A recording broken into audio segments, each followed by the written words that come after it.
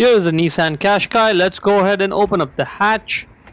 Now, in order to access the bulbs, we need to get this black trim piece out. For that, we need to get these two clips out, and there's a screw in there to get that handle out. And just be careful, when you take this trim out, there are clips in there, and the clips may break, so I just want you to know it up front. Get a flathead screwdriver and get the middle part of this clip out a little bit.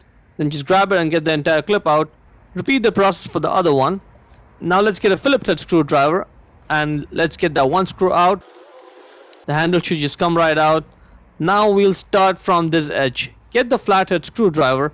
There's a bit of a gap right over there, so use that gap and use a screwdriver to get in right over there and then pry the clips out.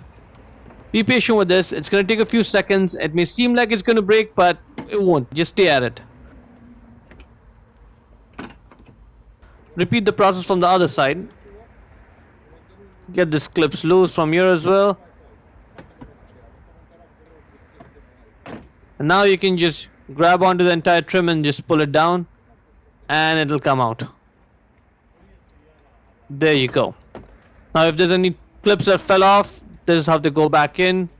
One of my clips just stayed in, stuck in there, and it is just what it is. Now that's the inner taillight bulb. Just grab the bulb holder and then twist it left to get it out.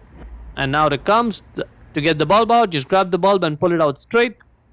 The bulb size is 194. Check the link in description to buy it from Amazon. Get the new bulb and then push it down to secure it. And now when you put in the bulb holder back in, you may have to do some twisting and turning before it just drops in. See? Just like that. Yeah, that's what you want to see. Now at this point, just twist it right to lock it. Now let's put this trim piece back in place. So get it in position.